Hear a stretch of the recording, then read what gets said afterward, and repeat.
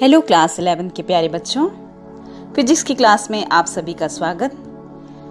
गति के नियम इसी अध्याय को हम पढ़ रहे हैं अभी, और आज का वीडियो इस अध्याय का हमारा 9वां वीडियो है। लास्ट वीडियो में हमने बात किया था कि बंकित सड़क पर कार की गति कैसी होनी चाहिए और क्या होता है, आखिर बंकित सड़क क्यों बनाया जाता है करके। ऐसा ही एक और टॉपिक है हमारे पास,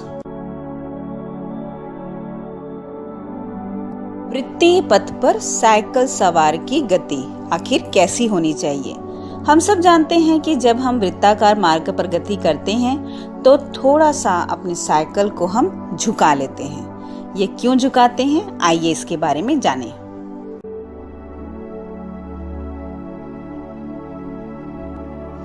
जब कोई साइकिल सवार किसी मोड़ को पार करता है तो वह मोड़ की ओर थोड़ा सा झुककर चलता है, जिससे मोड़ को वो सुरक्षित रूप से पार कर सके। जब भी कोई साइकिल सवार वृत्तीय मोड़ के किनारे पर पहुंचता है तो उसे वृत्तीय मार्ग पर गति के लिए अर्थात मुड़ने के लिए अभिकेंद्र बल मींस सेंट्रीपिटल फोर्स की आवश्यकता होती है। क्योंकि हम सब जानते हैं, अगर हम वृत्ताकार मार्ग में गति कर रहे हैं तो हमें अभिकेंद्र बल की जरूरत अवश्य होगी। अगर ये बल नहीं है तो हम कभी भी वृत्ताकार मार्ग में गति नहीं कर सकते। अब बात आती है कि हमें यह बल कहां से प्राप्त होगा।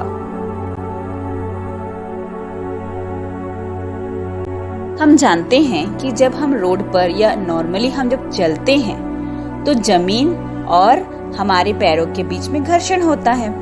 उसी प्रकार से जब आप साइकिल में बैठे हुए हो तो आपके साइकिल के पहिए और सड़क के बीच में घर्षण होता है। इसी कारण से ही साइकिल चल सकता है। टायर और जमीन के बीच का जो घर्षण बल इस समय जब आप वृत्ताकार मार्ग पे गति कर रहे हो तो इतना पर्याप्त नहीं होता कि वो इस अभिकेंद्रीय बल, जितना हमको वृत्ताकार मार्ग पर बल जितना चाहिए अभिकेंद्रीय बल, उतना बल वह घर्षण हमको प्रदान कर सके।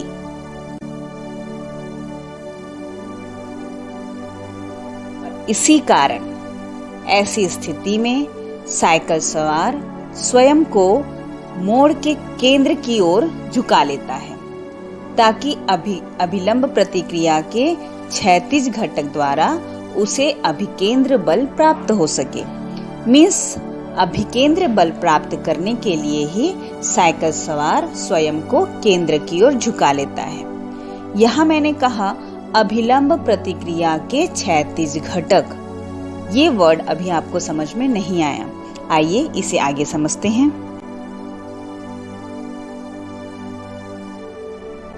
आप इस चित्र को ध्यान से देखिए।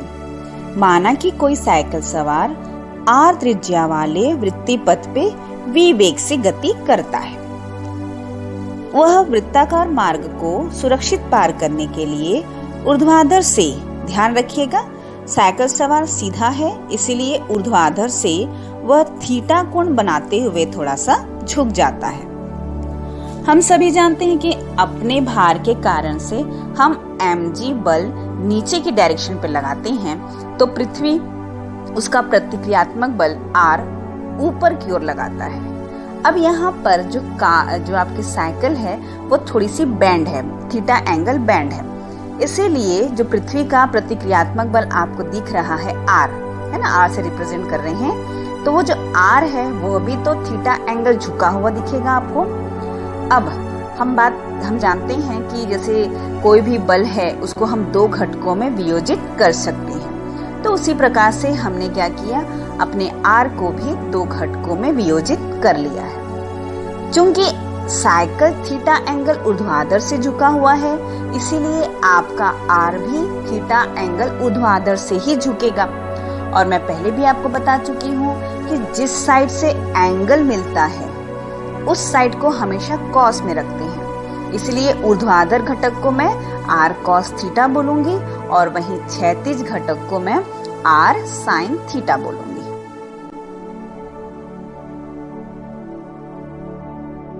बात किया था कि अगर साइकिल सवार को सुरक्षित मोड़ को क्रॉस करना है तो उसे अभिकेंद्री बल की आवश्यकता होगी। और आप चित्र में देख रहे हैं कि यह जो r sin थीटा है, जिसको मैंने क्षैतिज घटक कहा है, वह अभिकेंद्रीय बल उस साइकिल सवार को प्रदान करता है। मीन्स जितना r sin थीटा रहेगा उतना ही आपका अभिकेंद्रीय बल होगा।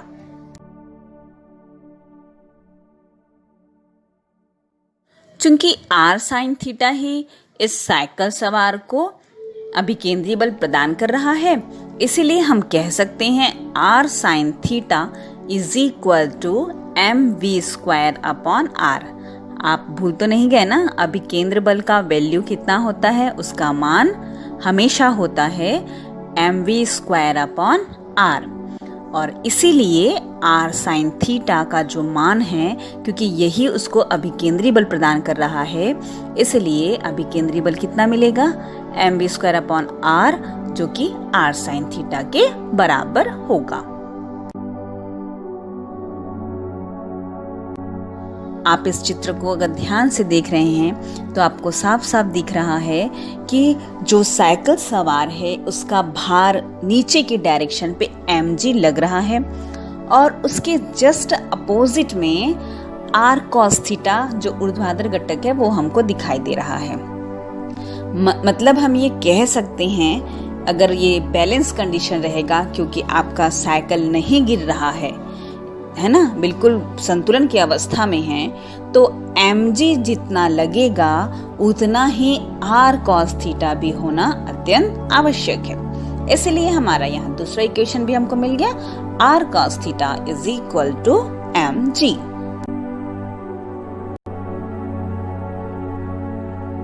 यदि आप समीकरण 1 में समीकरण 2 को भाग दे दें, means r sin theta upon r cos theta, तो आपको क्या मिलेगा राइट साइड में, mv² upon r divided by mg। m तो ऐसे कैंसिल हो जाएगा और जो बचेगा वो क्या रहेगा, v² अपॉन rg। इधर पे आपका लेफ्ट साइड में r कैंसिल हो जाएगा और क्या बचेगा, sin theta upon cos theta.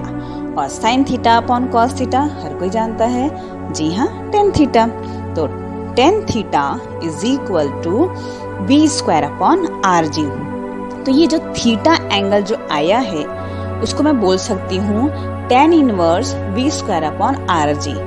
ये जितना एंगल है, इस एंगल पे अगर हम झुक के अपनी साइकिल को मोड़ते हैं तो बिल्कुल बैलेंस कंडीशन हमको मिलेगा और हम गिरेंगे नहीं।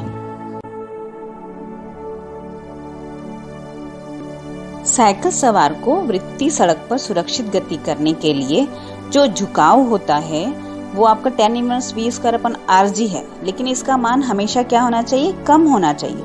अब इसका मान कम करने के लिए हमको क्या करना होगा, v का मान कम होना चाहिए, अर्थात आप जो देख रहे हैं v ऊपर है, अंश में है, तो अगर मैं v का मान कम करूंगी तो थीटा का मान मेरा कम होगा, है ना।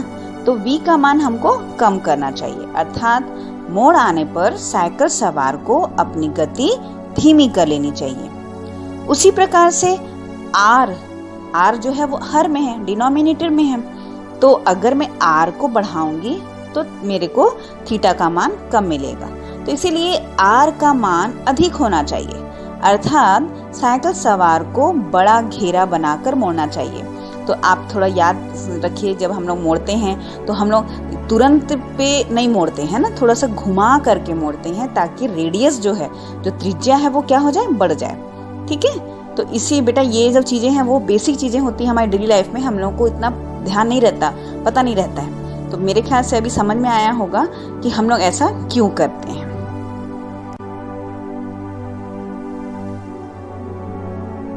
इसी टॉपिक के अंतर्गत वृत्तीय पथ पर गति करने वाला एक और पिंड है, वह है कोनिकल पेंडुलम अर्थात शंकुलोलक। जानते हैं कि आखिर ये शंकुलोलक होता क्या है और इसका वेग वृत्तीय पथ पर कितना होता है।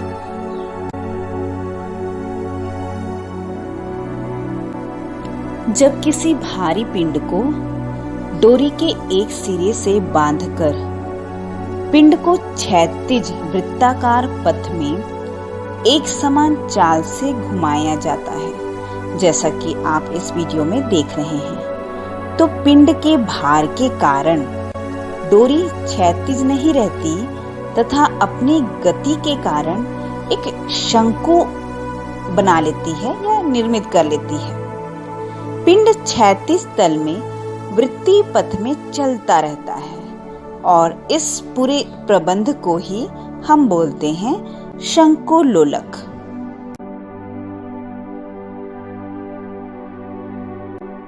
शंकुलोलक में पिंड का भार पिंड पर लगने वाले अभिकेंद्री बल के सदैव लंबवत होता है, जैसा कि आप चित्र में देख रहे हैं।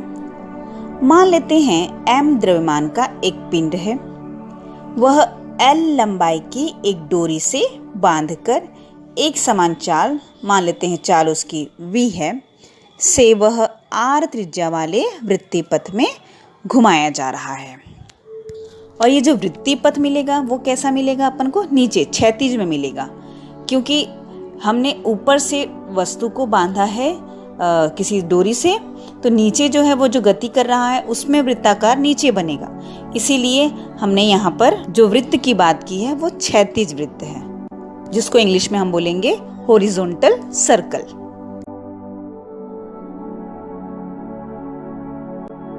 क्षैतिज वृत्तीय पथ पे कोई भी गतिशील पिंड जो है उस पर हम यहाँ पर दो बल कार्य कर रहा है। अच्छे से देखें, हमको चित्र में दिख रहा है कि उसका तो पिंड का भार रहेगा, तो वो सदैव कहाँ किस डायरेक्शन पे वर्क करता है? पिंड का भार नीचे की डायरेक्शन पे, है ना, ऊर्ध्वाधर से नीचे की डायरेक्शन पे। तो आपको दिख रहा है नीचे mg जो है वो नीचे की डायरेक्शन पे है, और डोरी का जो तनाव है बेटा, तनाव तो ऊपर ही लगेगा ना, भले ही वो किसी एंगल से लगेगा। तो आप चित्र में देख रहे हैं डोरी का जो तनाव रहेगा वह आपका मान लेते हैं T है, वो थीटा एंगल बनाते हुए है ना, ऊपर की ओर है। लेकिन डोरी के तनाव T को हम दो घटकों में वियोजित कर सकते हैं, और जैसा कि हमेशा करते आते हैं, एक को हम साइन लेते हैं और दूसरे घटक को हम लोग कॉस लेते हैं।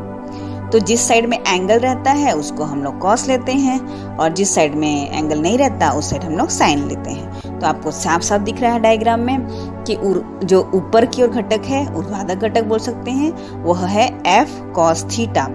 मतलब अगर बैलेंस कंडीशन है तो मैं साफ साफ कह सकती हूँ कि mg नीचे की डायरेक्शन पे और उतना ही बल ऊपर की डायरेक्शन पे होगा, वह होगा F cos थीटा।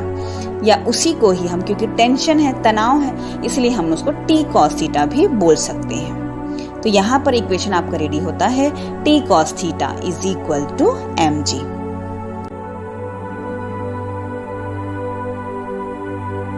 जिस प्रकार वृत्तीय पथ पे साइकिल सवार की गति वाला जो डेरिवेशन हमने सॉल्व किया था, उसमें हमने साफ साफ देखा था कि जो साइकिल सवार है उसको वृत्ताकार मार्ग या मोड़ पर गति करते समय अभिकेंद्री बल की आवश्यकता होगी ही। इसी प्रकार से जब ये पेंडुलम भी तो नीचे वृत्ताकार मार्ग में ही गति कर रहा है, और इसीलिए इसको भी अभिकेंद्री बल की आवश्यकता होगी। और वह अभिकेंद्री बल उसको कहाँ से मिल रहा है? चित्र में आपको दिख रहा है F sin थीटा, जो कि हमारा जो तनाव है, तनाव बल, उसका ही क्षैतिज घटक है।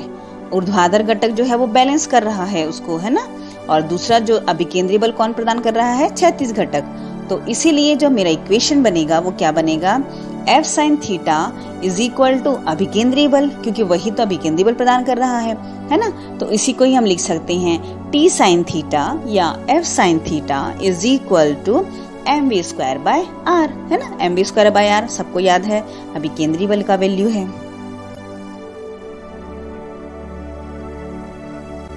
यदि आपको r का मान ज्ञात करना है इस पेंडुलम में, आखिर जो वस्तु है, जो पिंड है, वो अगर वृत्ताकार मार्ग में गति कर रहा है तो इस वृत्त का जो त्रिज्या है वो कितना होगा। तो इसके लिए हमने एक त्रिभुज यहाँ बनाया हुआ है, आपको दिख रहा है। अगर मान लेते हैं L लंबाई का तो आपका डोरी था, है ना, और H जो है वो हमने मान लिया कि वह क्षैतिज से कितना ऊपर है, जो आपका पिंड जहाँ पर बंधा हुआ है पिंड वो H ऊंचाई तक बंधा हुआ है ना। तो जो डिस्टेंस रहेगा आपका वो H रहेगा, हाइट बोल सकती हूँ मैं उसी को, है ना। और r जो है वह वृत्ताकार मार्ग का त्रिज्या है। तो अगर मेरे को त्रिज्या निकालना है तो मैं क्या लूंगी, त्रिभुज के अकॉर्डिंग मैं क्या लूंगी, साइन थीटा। आपको पता है, याद होगा साइन थीटा क्या होता है, लंब बटे कर्ण। तो यहाँ पर लंब कौन होगा, क्योंकि थीटा जिधर रहता है उसके सामने वाला जो रहता है वो लंब रहता है। तो थीटा के सामने कौन भुजा है, r, आपको दिख रहा है r, और आपका कर्ण कौन बन रहा है, l। तो इसलिए sine theta is equal to r by l हो जाएगा, और r का मान मिलेगा l साइन थीटा।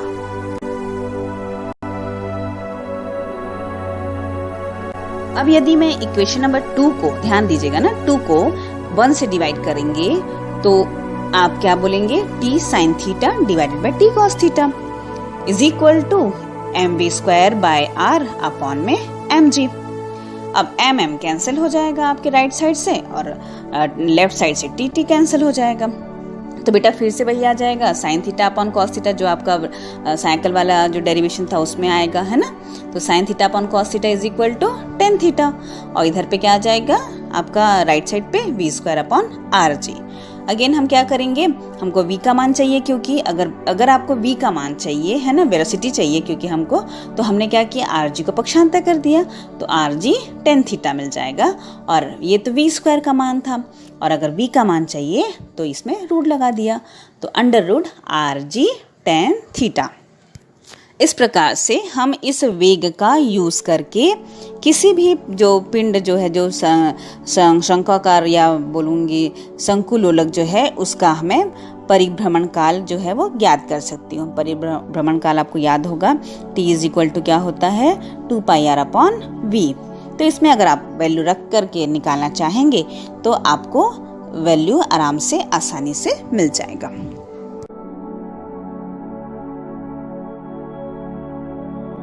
मैंने आज आप लोगों को 2 डेरिवेशन बताया है। ये दोनों ही डेरिवेशन आप लोग अपनी होमवर्क कॉपी में 2-2 बार बनाएंगे। आज के इस वीडियो में इतना ही। धन्यवाद।